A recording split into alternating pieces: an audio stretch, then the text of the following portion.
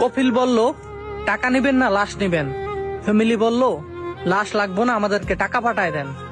এই ঘটনাটা হয়েছে সৌদি আরব এক প্রবাসীর সাথে। আপনার কাজের মধ্যে ব্রেন স্ট্রোক করে মারা যায়। তখন কফিল ভালো ছিল, কফিল বাড়িতে কল দেয়। কল দিয়া তাদের ফ্যামিলিকে বলে যে আপনার সন্তান মারা গেছে। তারা একটু কান্নাকাটি কইরা বলে যে এখন কি করব। তখন কফিল বলে, আপনার সন্তান চান নাকি কিছু টাকা চান?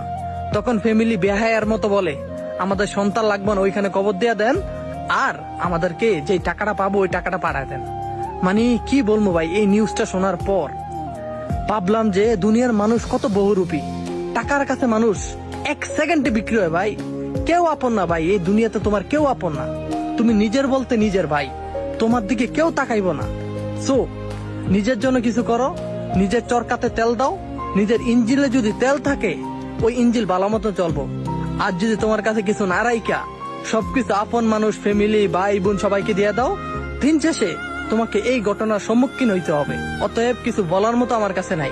এটাই দোয়া করব, আল্লাহ যেন এই প্রবাসীকে জান্নাতের উচ্চ মাহকাম দান করে। আমিন।